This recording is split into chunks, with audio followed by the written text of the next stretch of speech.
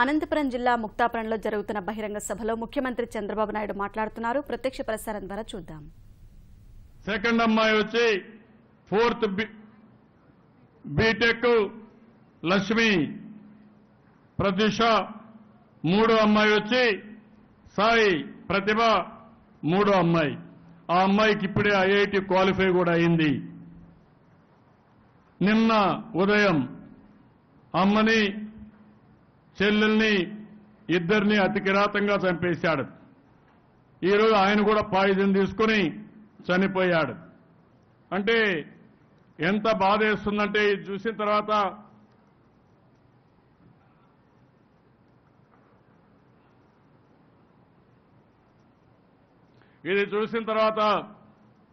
చాలా బాధ కలుగుతుంది, చాలా ఆవేదన కలుగుతుంది.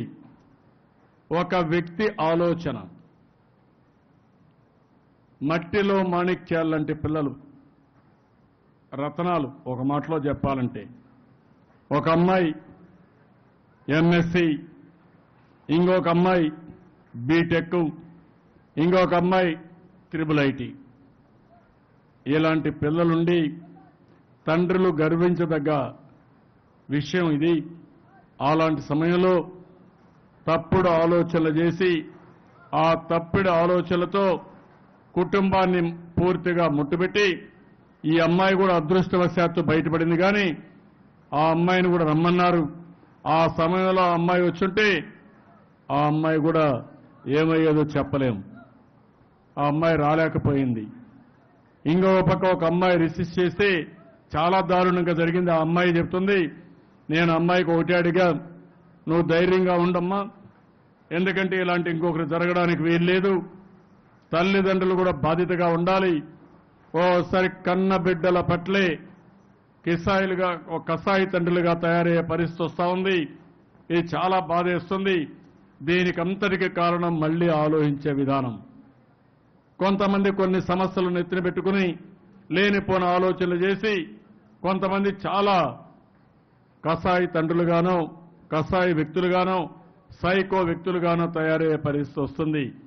దానివల్ల సమాజంలో చాలా సమస్యలు వస్తాయి. సమస్యలు రాకుండా జీవితంలో ఎవ్వరికీ ఉండవు. సమస్య వచ్చినప్పుడే సంయమనం పాటించాలి. ఆ సమస్య వచ్చినప్పుడే నిబ్బరంగా ఉండి సమస్యను ఎదుర్కోవాలి తప్ప ఆ సమస్యతో డిస్టర్బ్ అయి ఇలాంటి కిరాతకాలు చేస్తే అది చరిత్ర క్షమించరాని నేరం. ఆ బాధ ఆ అమ్మాయితోనే మాట్లాడినప్పుడు ఒకటే మాట చెప్పాను, ధైర్యంగా ఉండమ్మా, మీకు తల్లి తండ్రి లేరు, అన్యాయం జరిగింది, పూర్తిగా ఇబ్బందుల్లో ఉండే కుటుంబం, నువ్వు ఒకటే ఉన్నావు. కానీ ఇలాంటి సంఘటనలు ఇంకొకరికి జరగకుండా ధైర్యం చెప్పి నువ్వు ఒక ఆదర్శంగా నిలబడాల్సిన అవసరం ఉందని చెప్పాను. అందుకే ఈ మీటింగ్కి వస్తే మన నన్నపనేని రాజకుమార్ గారు వెళ్ళి మన ఉమెన్ కమిషన్ ఆవిడ ఇమ్మీడియట్గా వెళ్ళి ధైర్యం చెప్పి అమ్మాయిని తీసుకొచ్చింది. వారిని కూడా నేను అభినందిస్తూ, ఒక్కసారి జరిగిన సంఘటన అమ్మాయి చెప్తుంది, ఇది ప్రతి ఒక్క తండ్రి గుర్తుపెట్టుకోవాలా, ప్రతి ఒక్క తల్లి గుర్తుపెట్టుకోవాలా.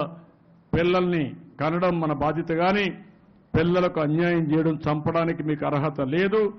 మీకు ఎట్టి పరిస్థితులు అది కరెక్ట్ కాదు. ఈ విషయాన్ని మీరు గుర్తుపెట్టుకోవాల్సిందిగా మరొకసారి కోరుతూ నేను అమ్మాయిని ఒక్క నిమిషం మాట్లాడమంటాను. మైక్ మాట్లాడు. చెప్తాను లాస్ట్ చెప్పమ్మా. అందరికీ నమస్కారం. నా పేరు లక్ష్మీ ప్రసన్న.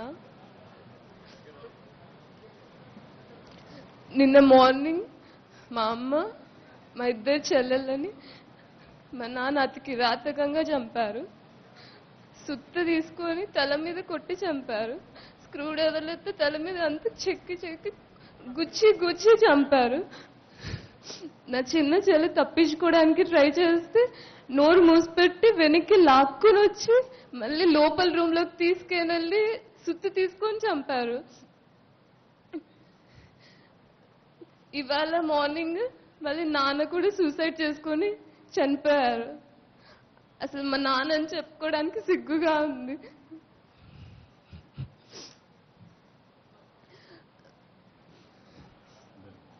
రాజ్కుమారి మేడం గారు నన్ను పరామర్శించడానికి వచ్చి ధైర్యం చెప్పి ఇక్కడికి తీసుకొని వచ్చారు. ఇక్కడికి వచ్చాక ప్రభాకర్ రెడ్డి మన ఎమ్మెల్యే గారు నాకు చదువుకి అవసరమైన సహాయాన్ని నాకు చేస్తానని చెప్పారు. మన సీఎం చంద్రబాబు నాయుడు గారు నాకు ఫినాన్షియల్గా భరోసా ఇస్తానన్నారు.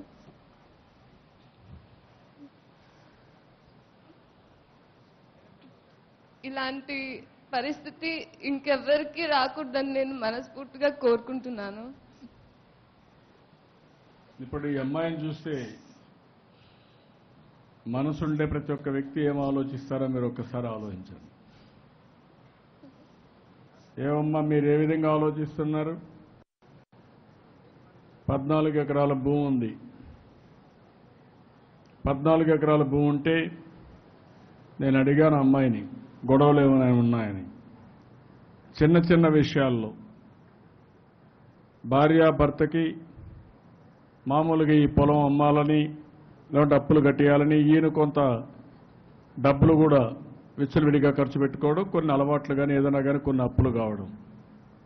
అప్పులైనప్పుడు ధైర్యంగా ఉండాలి తప్ప మళ్ళీ ఏ విధంగా తిరిగి కట్టాలన్నది కట్టడం తప్ప చిన్న గొడవల్ని పెద్దవి చేసుకుని అది కసిగా మారి కుటుంబాన్ని పూర్తిగా హతమార్చే పరిస్థితి వచ్చిందంటే చాలా బాధ కలుగుతుంది. ఇది ఒక మైండ్ ఏ విధంగా పనిచేస్తుందో ఆ అమ్మాయి ఒక మాట అనండి, నేను తండ్రిని చెప్పుకోవడానికి సిగ్గుపడుతున్నా, బాధపడుతున్నా, ఇంత దారుణం జరిగిందని చెప్పి బాధపడే పరిస్థితి వచ్చిందంటే అది కూడా చంపిన విధానం. ఏదో ఎమోషన్ ఉంటే ఒక దెబ్బ కొట్టచ్చు కానీ మనసు ఎంత కరుడుగట్టిపోయిన మనస్సో మీరు ఒక్కసారి గుర్తుపెట్టుకోవాల్సిన అవసరం ఉంది. ఇది చాలా బాధేస్తుంది, ఓసారి ఆవేదన కలుగుతుంది. మనుషుల్లో మార్పు రావాలంటే అందుకే నేను ఒక మాట చెప్పాను, ప్రతి ఒక్క సంక్షోభం ఒక అవకాశం. నా జీవితంలో నేనైతే ముఖ్యంగా మీరు ఒకసారి ఆలోచిస్తే నేను ముఖ్యమంత్రి అయినప్పుడు నాకు చాలా ఇబ్బందులు ఉన్నాయి. నేను కూడా భయపడితే నేనేం చేయలేను. నేను ఒకటే ఆలోచించా, పర్వాలేదు సమస్యలున్నాయి కష్టపడదాం అనే కష్టపడ్డా. ఈరోజు 3 సంవత్సరాల్లో ఒక దారిలో పెట్టా. భవిష్యత్తులో నాకు ఒక నమ్మకం ఉంది, ఈ రాష్ట్రాన్ని భారతదేశంలో నెంబర్ 1 స్టేట్ చేస్తామని నమ్మకం నా మీద నాకుండే పరిస్థితి తీసుకొచ్చాను.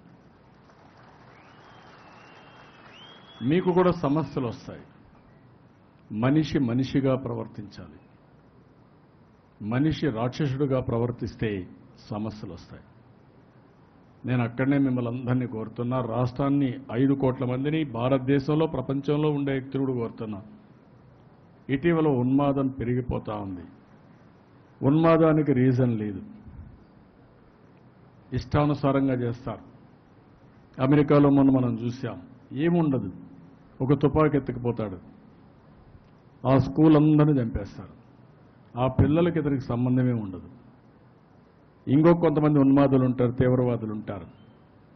లండన్లో అలాంటివి జరిగాయి. బాంబులు వేసి పబ్లిక్ ప్లేస్లో మనం అందరం ఇక్కడ ఉంటే ఇక్కడ ఎదుగు బాంబు వేస్తే ఇక్కడ చనిపోతే మీరేం తప్పు చేశారని అడుగుతున్నా. అలాంటి సంఘటనలు జరుగుతూ ఉంటాయి. దీనికి ఒకటే మార్గం, మనలో చర్చ జరగాలి, మంచి చెడుని విశ్లేషించాలి, మంచిని ప్రోత్సహించాలి, చెడును ఖండించాలి. అలాంటి ఆలోచనే మన మైండ్లోకి రాకుండా చేయగలిగితే కొంతవరకు కంట్రోల్ అయ్యే పరిస్థితి వస్తుంది. నేను అదే ఓసారి బాధ కలుగుతుంది. ప్రపంచం మొత్తం కూడా మనిషి జీవితం అనేది ఒక ఆనందంగా ఉండాలి, ఒక మీనింగ్ఫుల్గా ఉండాలి. అంతేగాని జీవితం అనేది ఇలాంటి విషాదంగా ఉంటే అది మంచిది కాదు. ఇలాంటి జరిగినప్పుడు ఇంకా కొంతమందికి ఇలాంటివి చూసినప్పుడు ఇలాంటి సమస్యలు వస్తే ఇదే పరిష్కార మార్గం అనుకుంటారు.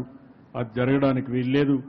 ఇప్పుడే ఈ అమ్మాయి విషయం వస్తే నేను ప్రభాకర్ రెడ్డి చెప్పాను, ఎమ్మెల్యేకి చెప్పాను, ఆ 14 ఎకరాల భూమి ఏదైతే ఉందో ఆ భూమి విషయం కలెక్టర్కి కూడా చెప్తున్నా.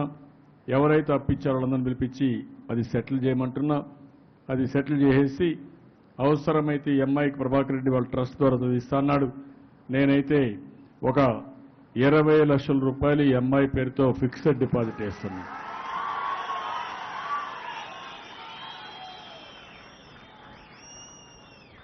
ఆ అమ్మాయి ఆధైర్యపడవలసిన అవసరం లేదు.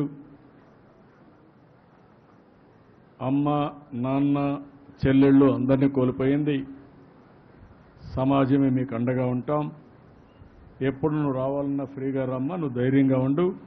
నీకు ఉద్యోగం ఇప్పించే బాధ్యత, నీ భవిష్యత్తును తీర్చిదిద్దే బాధ్యత, నీకు తల్లి తండ్రి లేని లోటు తీర్చే బాధ్యత ఈ ప్రభుత్వం తీసుకుంటాం. వ్యక్తిగతంగా నేను తీసుకుంటా. ధైర్యంగా ఉండమ్మా, అన్ని విధాలు నిన్ను ఆదుకుంటాం.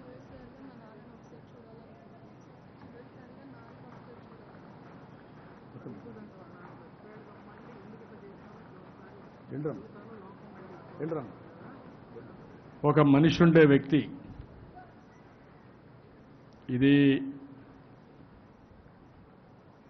తండ్రి క్షమించరాని నేరం చేశాడు. ఏ తండ్రి ఎవడూ చేయలేని తప్పు చేశాడు.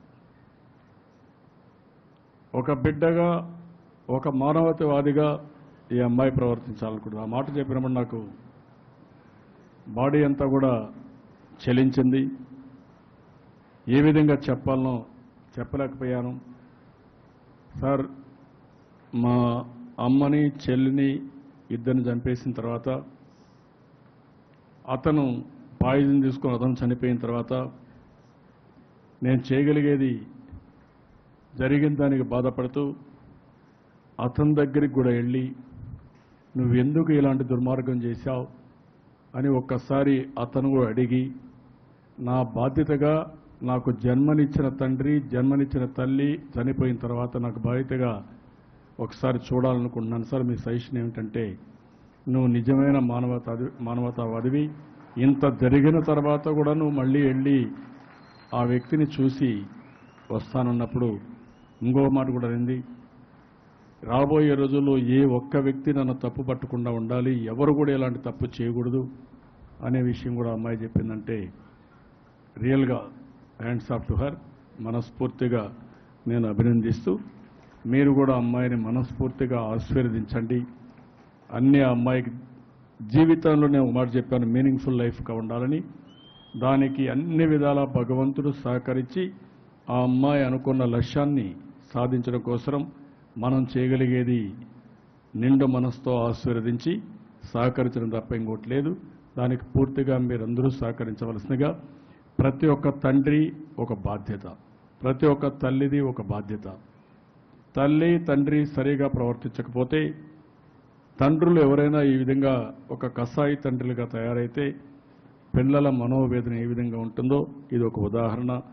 దీన్ని మీరందరూ కూడా అర్థం చేసుకుని ఎక్కడికక్కడ సమాజంలో మంచి వ్యక్తులుగా ప్రవర్తించమని మరొక్కసారి కోరుకుంటూ అందరికీ నమస్కారాలు, ధన్యవాదాలు.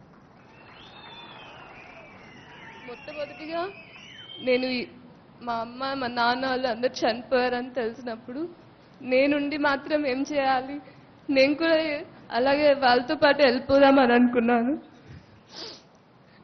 మన సీఎం గారు, ఎమ్మెల్యే గారు, రాజ్ కుమార్ మేడం గారు, మా రిలేటివ్స్ ఇచ్చిన ధైర్యంతో నేను మా అమ్మ నన్ను ఏ పొజిషన్లో చూడాలనుకుంటోందో నేను ఆ పొజిషన్కి చేరాలని కోరుకుంటున్నాను. మా అమ్మ నన్ను ఐఐఎమ్స్లో మేనేజ్మెంట్ కోర్స్ చేయాలని కోరుకుంది. నేను అది సాధించాలి. అది సాధించాకే ఇంకా ఆ తర్వాత ఏదైనా. నువ్వు ఎప్పుడున్నామ్మా, మీ తండ్రి లేడు, మీ తల్లి లేదు, బంధువులు కూడా సరిగా చూడలేకపోవచ్చు. వాళ్ళ లేని లోటు నేను తీరుస్తాను. నీకు ఏ అవసరం ఉన్నా నా మీద ఆధారపడు, అన్ని విధాలు నేను సహాయం చేస్తాను. ధైర్యంగా ఉండు, ఏమాత్రం ఆధారపడద్దు, ధైర్యంగా ఉండు. నువ్వు అనుకున్న లక్ష్యం సాధించు. ఓకే ఓకే అమ్మా, నాకు అప్పుడు కలుస్తూ ఉంటాను. నేను ఇమీడియట్గా బ్యాంకులో వేస్తాను, అప్పుడు కలుస్తూ ఉంటాను. నీకు ఏ సహాయం కావాలి నా దగ్గర ఉంటా, గైడెన్స్. ఈ అమ్మాయికి సహాయం చేయడం కాదు, గైడెన్స్గా ఉంటా. పెద్ద దిక్కు లేనప్పుడు అన్నింటికంటే ముఖ్యంగా ఎప్పటికప్పుడు ఒక 5 నిమిషాలు మాట్లాడి వీళ్ళకి గైడెన్స్ ఇవ్వగలిగితే అనుకున్న లక్ష్యాలు నెరవేరుస్తారు. తప్పకుండా ఆ అమ్మాయికి పూర్తిగా ఒక పేరెంట్గా, పెద్ద దిక్కుగా నేనుండి అన్ని విధాలుగా కన్న తల్లి, కన్న తండ్రి, తోబుట్టువులు లేని లోటు, ఒక మనసుండే వ్యక్తిగా, రాష్ట్ర ముఖ్యమంత్రిగా నేను పూర్తిగా జయప్రదం చేస్తాను.